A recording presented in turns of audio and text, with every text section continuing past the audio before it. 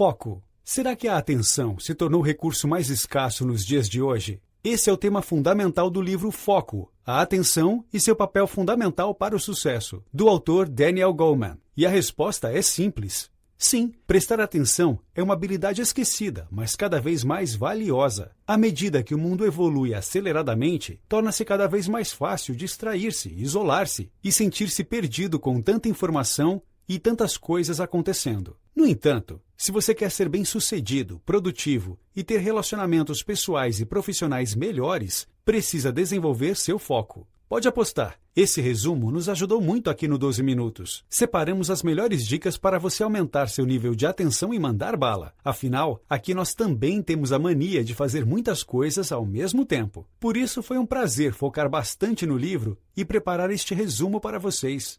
Prestar atenção. Uma habilidade-chave. Muitas vezes pensamos que o mundo atual e o volume imenso de informações ao qual estamos expostos pode acabar com nossa atenção. Um grande volume de informações cria, de fato, a escassez de atenção. Porém, para Goleman, esse não é o principal ponto desta discussão. Isso é inevitável e temos que nos acostumar com um mundo cada vez mais acelerado. A grande verdade é que a atenção funciona como um músculo. Se você o utiliza pouco, ele pode se atrofiar.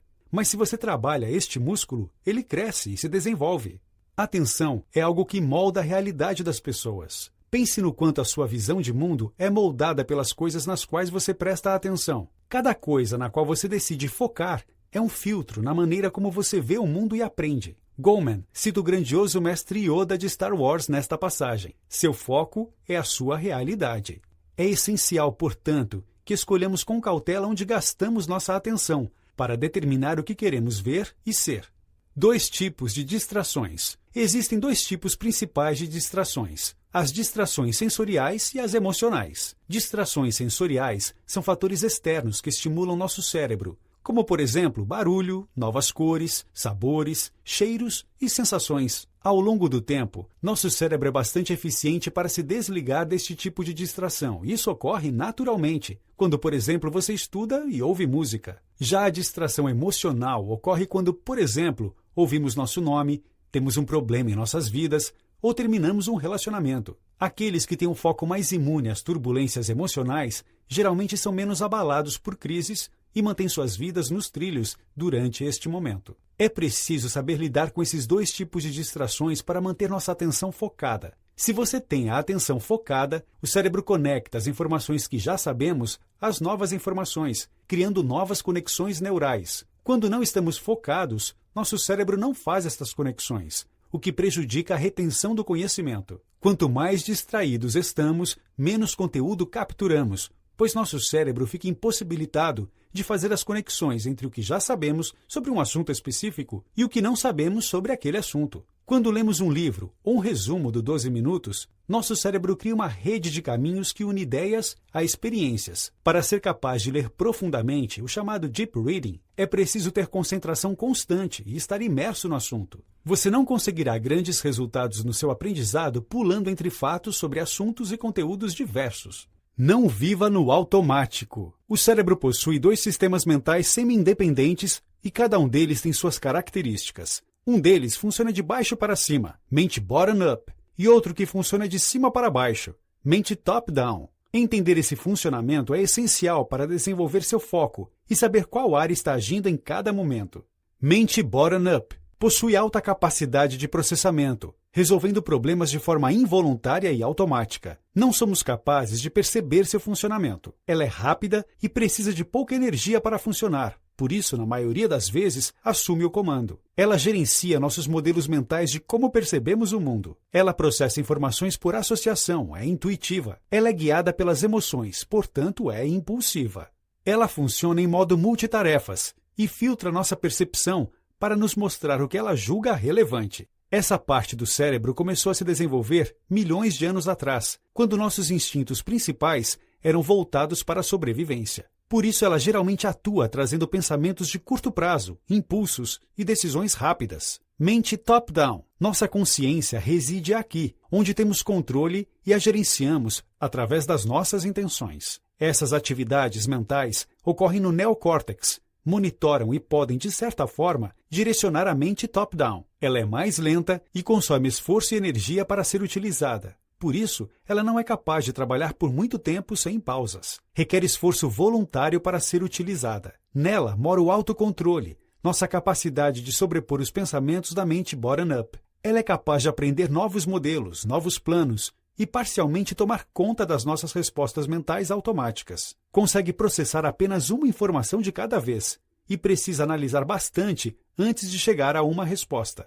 Ela se desenvolveu centenas de milhares de anos depois da mente bottom-up, dando ao ser humano a capacidade de refletir, conhecer-se, decidir e planejar. O objetivo do seu cérebro, quando se defronta com um novo estímulo, é distribuir tarefas mentais entre os dois sistemas acima, com o menor esforço possível e ter o melhor resultado. Quanto mais desenvolvemos uma habilidade e a transformamos em um hábito ou uma rotina, mais ela é passada da mente top-down para a mente bottom-up.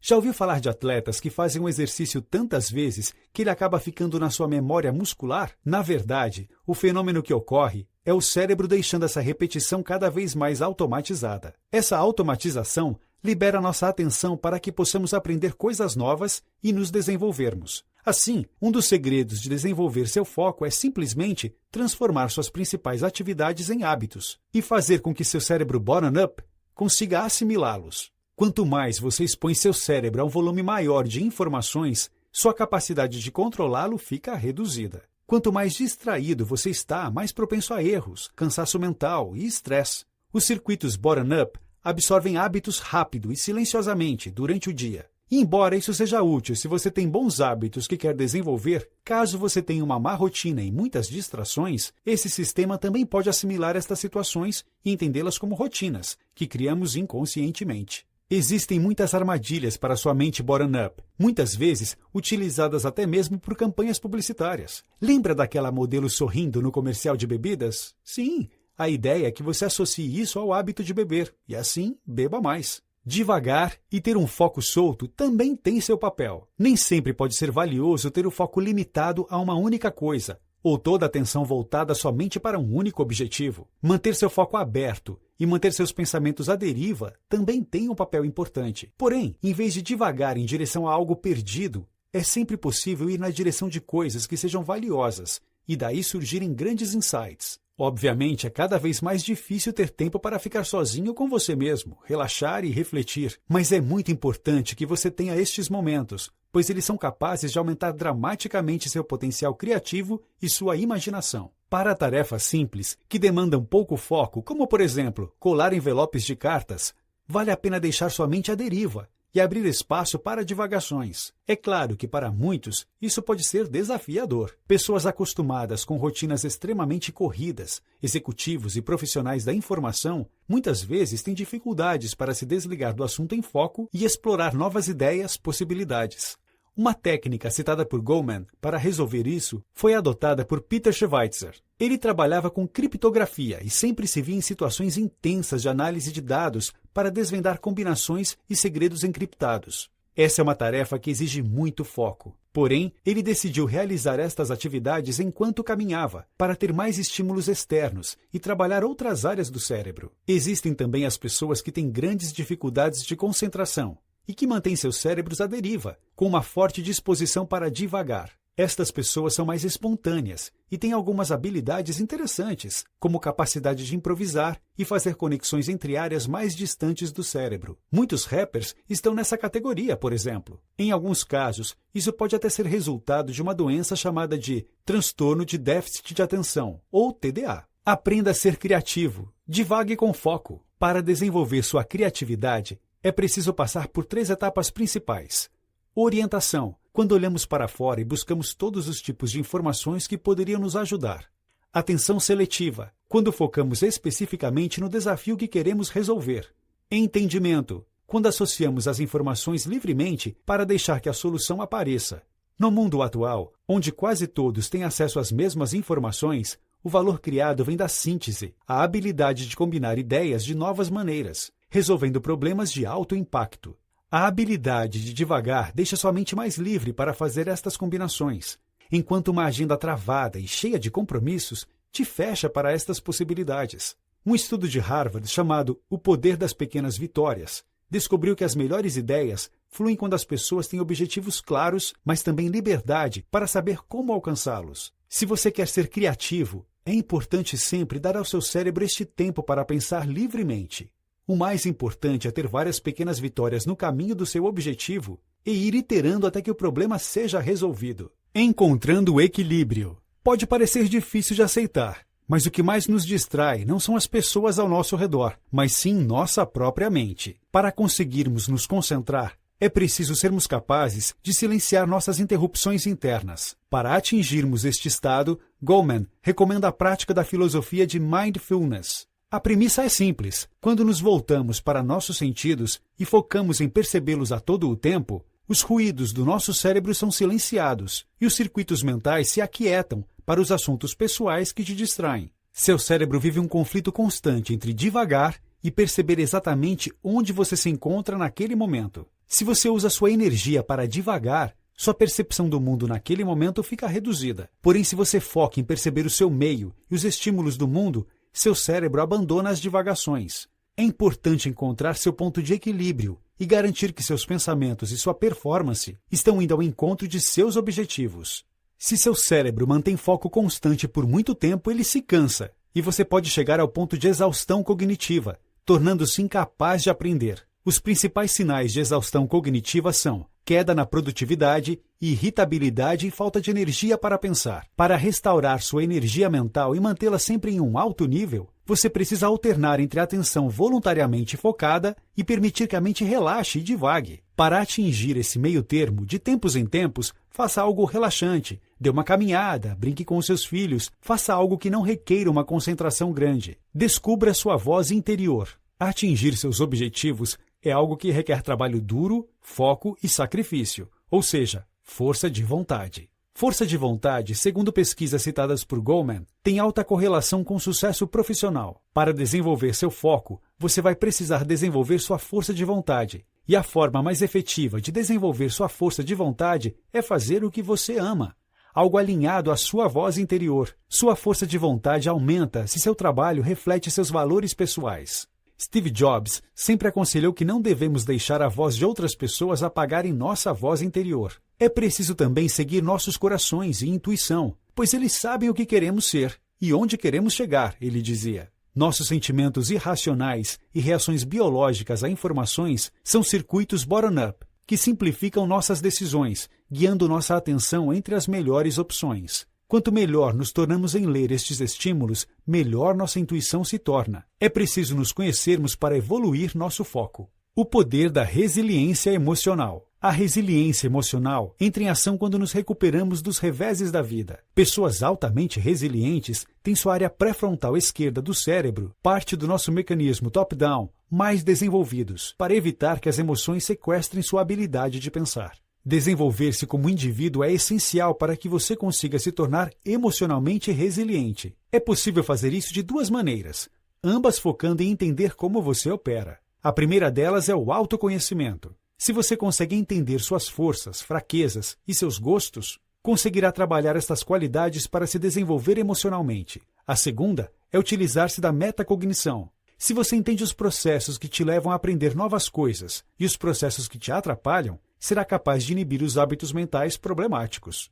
Entendendo a empatia. A empatia tem duas formas principais: a empatia cognitiva e a empatia emocional. A primeira nos capacita a ver o mundo através dos olhos dos outros e a nos colocar no lugar deles. A empatia cognitiva nos ajuda a compreender o estado mental de outras pessoas e o motivo pelo qual agem de uma maneira específica. Ela nos permite observar, por exemplo, se uma pessoa está feliz ou triste apenas olhando para sua expressão. Ela é uma empatia de leitura. Nós entendemos, mas não necessariamente simpatizamos com a causa, sentimento da pessoa.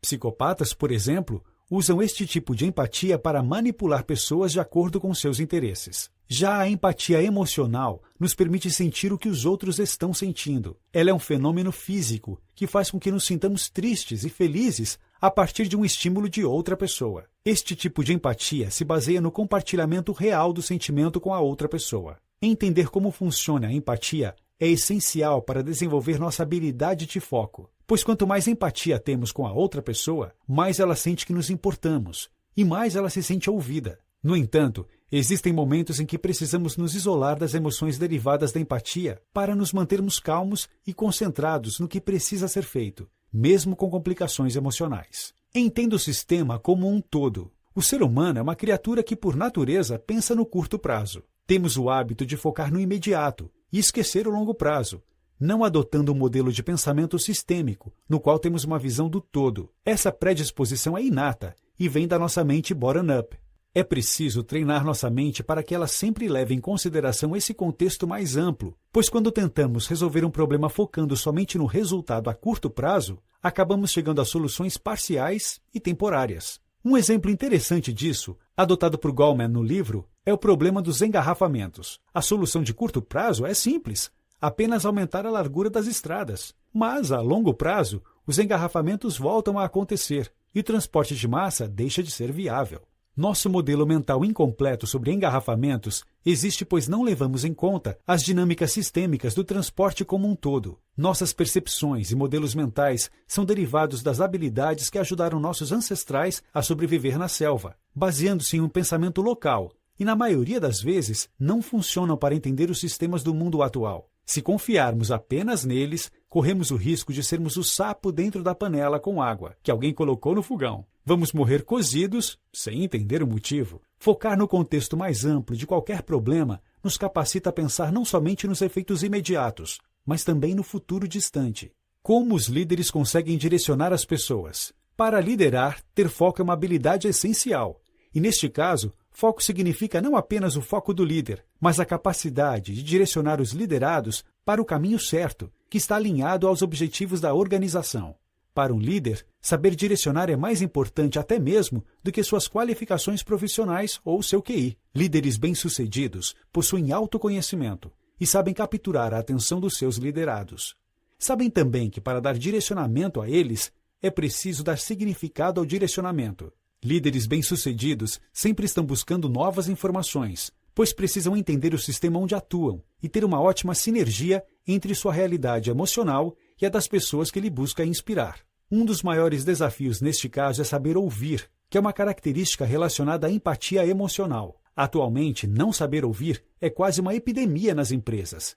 E para liderar, é preciso falar menos sobre nós mesmos e prestar atenção no que importa para os demais e para o grupo. Além disso, o bom líder também sabe que seus liderados olham para onde a sua atenção está, e por isso serve de exemplo. Por isso é importante ter um modelo claro e estratégico de foco organizacional. Steve Jobs, por exemplo, tinha uma diretriz simples, que se baseava em decidir em que não trabalhar é tão importante quanto se decidir em que trabalhar. Para criar uma estratégia bem-sucedida, é preciso ter uma tensão constante entre duas estratégias. Bons líderes são capazes de saber quando alternar entre tornar-se mais eficiente dentro do foco, a habilidade de aprender e evoluir, melhorando a capacidade atual. Explorar fora do foco atual, a habilidade de se desligar do foco atual para buscar novas possibilidades. Para ser capaz de alternar entre ambas, é necessário saber se desligar da rotina organizacional e, assim, permitir que a sua empresa desenvolva a sua capacidade de aprender. Também é essencial que o líder moderno seja capaz de comunicar o impacto e o significado do foco da empresa. Líderes inspiradores lutam para empoderar e contribuir com seus funcionários e a comunidade. Um bom líder sempre foca em identificar e desenvolver o potencial de outras pessoas. A fábrica de brownies Greystone Bakery, localizada em uma área pobre do Bronx, em Nova York, tem uma história inspiradora. Ela só contrata pessoas que não conseguem encontrar trabalho e não seriam normalmente aceitas pelo mercado de trabalho. Eles têm um slogan que comunica seu propósito, seu significado para o mundo. Nós não contratamos pessoas para assar brownies. Nós assamos brownies para contratar pessoas. Líderes que não possuem empatia são incapazes de ver seu impacto na vida dos outros e no sistema onde estão inseridos. O que te torna um bom líder? Uma vez que você adquiriu empatia, autoconhecimento e é capaz de influenciar as pessoas, como se destacar e ter certeza de que se tornou um bom líder? Na prática, é ser capaz de mentorar e aconselhar seus liderados com maestria. É preciso sempre ter em mente que você é capaz de articular com energia para seus liderados uma visão autêntica dos motivos pelos quais vocês estão tomando esta direção e deixar claras as expectativas para eles. Entender, se importar de verdade com o que as pessoas buscam em suas vidas, carreiras e no seu trabalho. E a partir daí, dar seus conselhos. Ouvir conselhos e a experiência. Sempre colaborar com o time e saber usar o consenso quando necessário. Saber que celebrar vitórias, rir, divertir-se com sua equipe não é um desperdício de tempo, e sim uma ótima ferramenta para desenvolver-se emocionalmente. Se você é um líder e adota estas práticas, provavelmente desenvolverá um time com alta performance e alinhamento. Um bom time tem foco em desenvolver o autoconhecimento dos seus membros e trazer à tona discussões antes que elas explodam, sendo o papel do líder criar este ambiente, fomentando a inteligência coletiva do grupo e criando um senso de confiança e segurança em seus membros. Além disso, para garantir a harmonia do seu time, Goleman também recomenda que você reúna seu time periodicamente e converse francamente sobre as dinâmicas da equipe, para que o grupo entenda e decida que mudanças devem ser feitas. Notas finais. Este é, na nossa opinião, um dos livros mais fantásticos sobre foco e liderança já escritos. Se você chegou aqui, provavelmente achou este resumo grande demais, ao menos para um resumo, e pedimos desculpas por isso. Para nós, as lições-chave deste livro são: entenda como seu cérebro funciona, saiba quando você está no controle e quando não está, para poder se concentrar melhor. Devagar é importante. Por mais que queiramos você concentrado no dia a dia, é essencial ter tempo livre para pensar em novos problemas e ser criativo. Empatia é importante, mas é preciso saber isolá-la e usá-la de acordo com seu objetivo. Um bom líder consegue direcionar seu time para atingir objetivos audaciosos com significado. Para isso, ele precisa de autoconhecimento e de realmente se importar com seus liderados. Eu realmente recomendaria que você comprasse o livro e desse uma lida ou ao menos relesse este resumo. O conteúdo todo é imperdível. #12Classics